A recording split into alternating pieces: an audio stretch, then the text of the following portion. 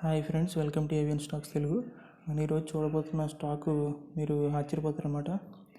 ఆశ్చర్యానికి గురవుతారు. అదేంటంటే Adani green. Okay, Adani green ఎందుకు చెప్తున్నానంటే అదానీ గ్రీన్ అనేది వరల్డ్లోని మోస్ట్ ఎక్స్పెన్సివ్ స్టాక్ అనమాట ఇప్పుడు. Okay, world wise most expensive stock. Okay, దీని పిఈ వచ్చేసి చూడండి ఒకసారి. ఇది ఎప్పుడంటే ప్రీవియస్ పిఈ అనమాట. పిఈ వచ్చేసి 646. ఓకే, ఇప్పుడు అప్డేట్ చేశారు. అప్డేట్ చేసిన పిఈ వచ్చేసి 1400. ఇదంతా కూడా తెలియట్లేదు నెంబర్స్. ఓకే, ఇది మనీ కంట్రోల్ యాప్లోనే ఉంది, మీకు చూసుకోండి. ఓకే, మనీ కంట్రోల్ యాప్లో ఉంది, చెక్ చేసుకోండి. అంటే ఈ నెంబరు నేను పిఈ అని రాశాను అనుకోండి, అసలు చూసేవాళ్ళు కూడా అంటే ఏంట్రా బాబు ఇది ఇలా ఉందని చెప్పేసి నన్ను తిట్టుకుంటారనమాట. బట్ మనీ కంట్రోల్ యాప్లో ఉంది, ఒకసారి చెక్ చేసుకోండి. ఓకే, పోనీ ఇది స్టాండర్డ్ పిఈ కింద తీసుకున్న మీకు 646. ఓకే, మనం చిన్న క్యాలిక్యులేషన్ చెప్తాను మీకు. అదేంటంటే ఇప్పుడు సపోజ్ స్టాక్ ప్రైస్కి పిఈకి రిలేషన్ ఏంటి? రిలేషన్ ఏం లేదు, చాలా సింపుల్. ఓకే, మనకి PE equal to stock price by EPS. Okay, stock price by EPS. Okay, మనం ఇప్పుడు ఈపీఎస్ క్యాలిక్యులేట్ చేయాలనుకోండి. Okay, earning per share calculate చేయాలంటే ఏం చేస్తాం? ఎర్నింగ్ పర్ షేర్ క్యాలిక్యులేట్ చేయాలనుకోండి. ఓకే, ఈపీఎస్ క్యాలిక్యులేట్ చేద్దాం. ఈపీఎస్ క్యాలిక్యులేట్ చేస్తే ఎంత వస్తుందంటే నాకు ఈపీఎస్ క్యాలిక్యులేట్ చేస్తుంటే 1.611. ఓకే, ఎందుకు? స్టాక్ ప్రైస్ ఎంత? స్టాక్ ప్రైస్ వచ్చేసి 1041. ఓకే, 1041 కదా. నెక్స్ట్ దీని ఈపీఎస్ ఎంత? ఓకే, ఈపీఎస్ వచ్చేసి 161. అంటే పి ఎంత వచ్చింది? 646. ఓకే, ఇది ఓల్డ్. లేటెస్ట్గా వాళ్ళు రిజల్ట్ డిక్లేర్ చేశారు కదా, దాంతో మీకు పిఈ క్యాలిక్యులేట్ చేస్తుంటే ఎంత వచ్చేస్తుంది. ఓకే, ఇది ఫస్ట్ కన్సర్న్. ఓకే, కాబట్టి ఇది world wise most expensive stock అనమాట. World wise most expensive stock ఎక్కడుంది? ఇది 1041లో ఉంది. ఓకే, ఇది ఒక స్టోరీ. నెక్స్ట్ చూడండి, ఇది జస్ట్ లాస్ట్ ఇయర్ అక్టోబర్ నుండి ఇప్పటివరకు ఎంత పెరిగింది? ఇది 16 టైమ్స్ పెరిగింది. 16 టైమ్స్ పెరిగింది లిటరల్గా. ఓకే, చూడండి, మీకు ప్రైస్లో చూసినా ఇది మోస్ట్ ఎక్స్పెన్సివ్ స్టాక్ అని మీరే చెప్పచ్చు. Okay, Adani green energy.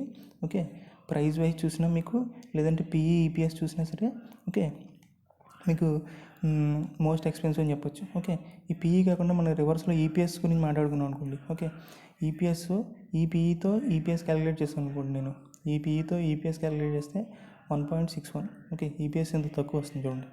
Okay, earning per share 1.61 వస్తుంది. ఓకే, ఎంత లో ఈపీఎస్ అది. పోనీ అలా కాకుండా లేటెస్ట్ పిఈతో మనం ఈపీఎస్ క్యాలిక్యులేట్ చేస్తే మీరు నమ్మరు, ఈపీఎస్ ఎంత అవుతుందంటే 0.069 వస్తుంది. అంటే ఈ స్టాక్ ఎందుకు పనికిరాదు అనమాట, ఇది ఒక వేస్ట్ స్టాక్. పోనీ ఫండమెంటల్స్ ఏమైనా ఉన్నాయా అని చూద్దాం ఒకసారి చూడండి.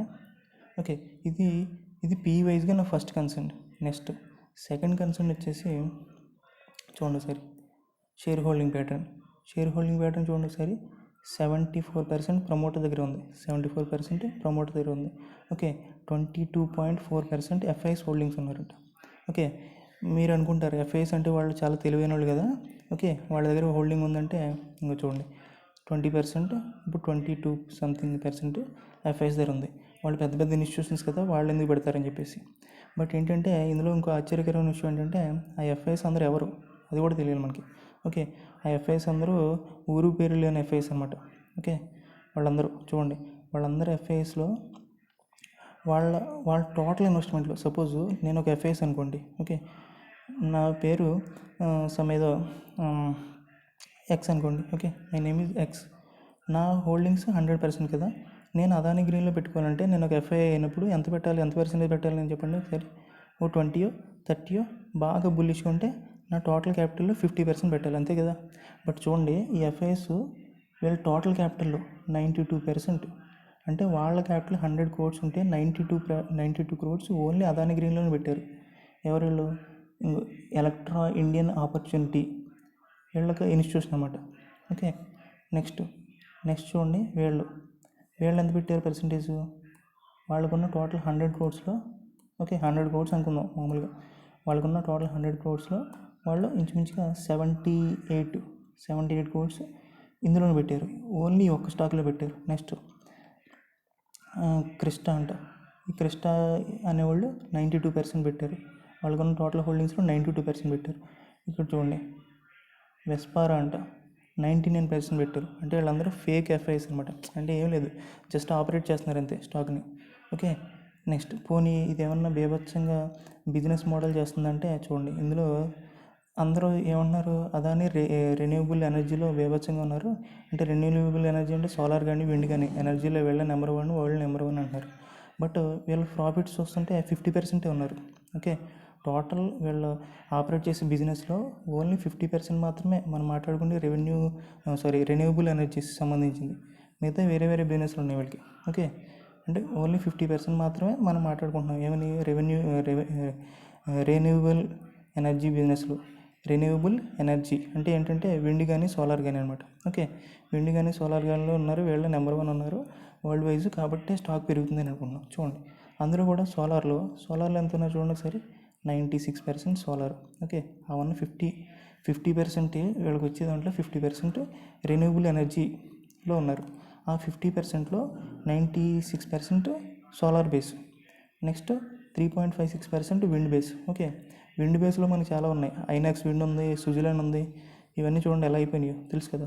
నెక్స్ట్ సోలార్ ఎనర్జీ మాత్రం 96% ఉంది, అంటే ఇంచుమించుగా ఒక 48% వరకు సోలార్తో ఎనర్జీ చేస్తున్నారు వీళ్ళు, అంతవరకు ఓకే.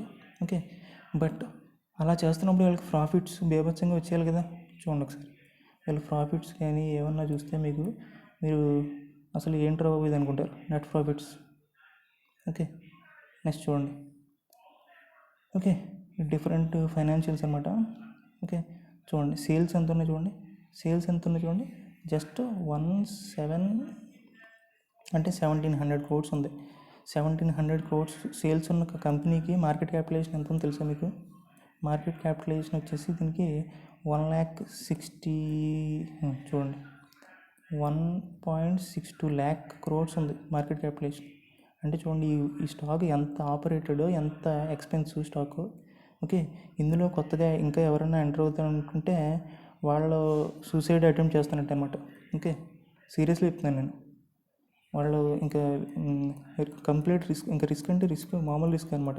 ఓకే, చూడండి పిఈ ఎంత ఉంది, ఇది స్క్రీనర్లో ఇచ్చారు, పిఈ ఎంత ఉంది, 316 పిఈ ఉంది ఒక స్టాక్కి. చూడండి ఎంత ఎక్స్పెన్సివ్ స్టాక్ ఇది. ఓకే, పోనీ ప్రాఫిట్స్ ఏమైనా ఉన్నాయా, వీళ్ళు ఎంత ఎక్స్పెన్సివ్, వీళ్ళు బిజినెస్ అంత బీభత్సమైన బిజినెస్ అనుకుంటే పోనీ ప్రాఫిట్స్ ఉన్నాయా, అవేమి లేవు. పోనీ వీళ్ళ ఇన్వెస్టర్స్ ఎవరైనా జెన్యూన్ ఇన్వెస్టర్స్ అంటే చూడండి వాళ్ళందరూ కూడా ఊరు పేరు లేని వాళ్ళు, ఓన్లీ ఈ కంపెనీ గురించే వాళ్ళు ఇన్వెస్ట్మెంట్ ఇన్స్టిట్యూషన్ స్టార్ట్ చేసి ఇందులో ఇన్వెస్ట్ చేసినట్టు తప్ప వాళ్ళు ఏం జెన్యూన్ ఇన్వెస్టర్లు లేరు. ఓకే, స్టాక్ పీ ఎలా ఉంది, ఫండమెంటల్స్ ఎలా ఉన్నాయి, బిజినెస్ మోడల్ ఏమో చూడండి, బిజినెస్ చెప్పాను కదా మీకు already. Okay, share holding pattern అంతా ప్రమోటర్ జరుగుతుంది. ఓకే, ఎప్పుడైతే ప్రమోటర్ కొంచెం తగ్గించుకున్నారనుకోండి అప్పుడు అంతే మన పరిస్థితి. ఓకే, కాబట్టి దయచేసి నేను చెప్పే ఫైనల్ కంక్లూజన్ ఏంటంటే, మీరు ఎనీ నెంబర్ చూడండి, మీకు కావాలంటే ఇంకా డీటెయిల్గా మీకు రీసెర్చ్ రిపోర్ట్స్ కావాలంటే మీకు డౌన్లోడ్స్ కూడా నేను చేసి పెడతాను కావాలంటే ఈ వీడియోకి కంపల్సరీ, ఎందుకంటే ఇది చాలా డేంజరస్ స్టాక్ అనమాట. Okay, very very dangerous stock. Okay, ఇది పెరిగిన విధానం కానీ ఇదంతా చూడండి ప్యూర్లీ ఆపరేటెడ్ ఇది. ఓకే, ఈ స్టాక్లో ఏదో ఉందనుకొని చెప్పేసి ఇప్పుడు కరెంట్ ఉన్న ప్రైస్ ఎంత ఉంది, 1041. ఈ ప్రైస్లో మాత్రం ఎట్టి పరిస్థితుల్లోనే ఎంటర్ అవ్వద్దు. ఓకే, నేను 2 పాయింట్స్ చెప్తాను అనుకుంటున్నాను, అదేంటంటే కొత్తగా ఓకే న్యూలీ యాడెడ్ అస్సలు ఎట్టి పరిస్థితుల్లోనే వద్దు. ఓకే, ఖచ్చితంగా వద్దు. ఎవరైతే ప్రాఫిట్స్లో ఉన్నారో వాళ్ళ ప్రాఫిట్స్ ఇమీడియట్గా ఓకే మండే మార్కెట్ ఓపెన్ అయిన వెంటనే ఓకే మీరు ప్రాఫిట్ బుక్ చేసుకోండి, ఎందుకంటే సంథింగ్ ఈజ్ చాలా రాంగ్ అనమాట ఇందులో జరుగుతుంది. అది ఒకేసారి బయటకు వస్తుంది, తర్వాత మనం అందులో ఇరుక్కుపోతాం. ఓకే, రీటైలర్స్ ఎంత ఉన్నారు, రీటైలర్స్ చూడండి షేర్ హోల్డింగ్ అదర్స్ 2.4, ఈ 2.4లో మనం ఉన్నాం అనమాట రీటైలర్స్. ఓకే, ఈ 2.4 అన్నా సరే అంటే ఓవరాల్గా చూసుకుంటే 2.4 పెద్ద విషయం కాదు. బట్ మ్యూచువల్ ఫండ్స్ కానీ ఎఫ్ఐఎస్ కానీ సడన్గా సెల్లింగ్ చేశారనుకోండి అప్పుడు స్ట్రైట్ ద వే 22% పడిపోవాలి ఇది.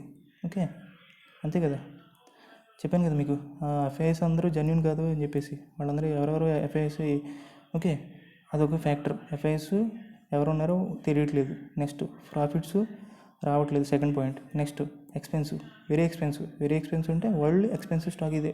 ఓకే, ఇది ఎందుకు పెరుగుతుందో ఎలా పెరుగుతుందో ఎవరికి తెలియట్లేదు. ఓకే, మీరు కొత్తగా దీంట్లో ఎంటర్ అవ్వద్దు. Okay, no new buying. Okay, మరి స్టాక్ ఉన్న వాళ్ళు ఏం చేయాలి? 100% మీకున్న 100% కూడా అమ్మేసుకొని బయటకు వచ్చేయండి. ఓకే, ఇప్పటివరకు ఈ స్టాక్ ఇంకా పడకుండా అలా హోల్డ్ చేస్తుందంటే చాలా గ్రేటే.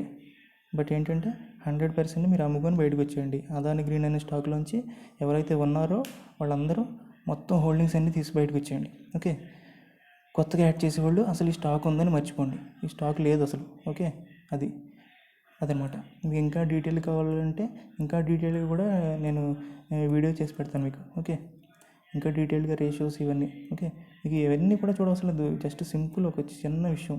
ఓకే, స్టాక్కి ఈపీఎస్కి పీఈకి రిలేషన్ చూస్తేనే మీకు అర్థమైపోతుంది. ఓకే, మనం ఈపీఎస్ ఎలా క్యాలిక్యులేట్ చేస్తాం, పీఈ ఎలా క్యాలిక్యులేట్ చేస్తాం చూసుకుంటే మీకు అర్థమైపోతుంది సింపుల్గా. ఓకే, మళ్ళీ చెప్తాను చూడండి ఒకసారి, ఎలా క్యాలిక్యులేట్, కన్ఫ్యూజన్ ఏం లేదు దీంట్లో. పీఈ కావాలంటే ఓకే, ప్రైస్ బై ఈపీఎస్ వేస్తాం మనం. ఓకే, ఈపీఎస్ వాళ్ళ ఓల్డ్ వాళ్ళు ఇచ్చిన పీఈ ఎంత ఉంది? ఓల్డ్. ఓకే, అప్డేట్ కాదు, ఓల్డ్ నేను చెప్పేది. అంటే ఓల్డ్ ఎందుకు చెప్తున్నానంటే పీఈ 640 అంటే ఏదో ఓకే అన్నట్టుగా అనుకుంటాం మనం. చూడండి, పీఈ ఏకంగా 14,000 పీఈ ఏంటండి బాబు, అసలు ఏమైనా అర్థం ఉందో దీంట్లో? Okay, price. నెక్స్ట్ మనకు వచ్చి ఈపీఎస్ 1.11 ఇక్కడ ఈ కేసులో. లేదు, లేటెస్ట్ ప్రైస్కి ఇస్తే ఏకంగా 6.069. ఎంత దారుణమా ఈపీఎస్, ఎర్నింగ్ పర్ షేర్ ఏంటి 50 పైసా కూడా కాదు. ఓకే, 0.069. ఎందుకు ఈ స్టాక్లో ఉండాలి మనం? ఓకే, ఈ స్టాక్లో ఎవరైతే ప్రాఫిట్స్ ఉన్నారో వాళ్ళు ఇమీడియట్గా ప్రాఫిట్స్ బుక్ చేసేసుకోండి. ఇదొక బబుల్. ఓకే, ఇదొక బబుల్ పేలిపోవడానికి రెడీగా ఉంది. ఓకే, ఖచ్చితంగా ఒక మంచి క్రాష్ వస్తుంది, మామూలు క్రాష్ కాదు. ఒక 2 days 20% సర్క్యూట్ కొడితే 40% లెగిసిపోద్ది ఇందులో. ఓకే, 40% కంప్లీట్గా వ్యానిష్ అయిపోద్ది అనమాట స్టాక్. అది ఇంకా మీ రిస్క్. కొత్త వాళ్ళు మాత్రం దయచేసి ఎంటర్ అవ్వద్దు. ఓకే, ఇంకా బోల్డ్ స్టాక్లు ఉన్నాయి స్టాక్ మార్కెట్లో ఇది ఒక స్టాకే లేదు. ఓకే, దీన్ని వంక చూడొద్దు అసలు. ఓకే, పాతవి ఉన్నవాళ్ళు మాత్రం ఇమీడియట్గా మొత్తం 100% షూర్ అనమాట, 100% మీరు ఎగ్జిట్ అయిపోవచ్చు. ఇంకెందుకంటే మంచి ఆపర్చునిటీ రాదు మనకి. ఓకే, దీంట్లో న్యూస్ బాంబు పేలడానికి రెడీగా ఉంది. Okay, anyway thank you very much.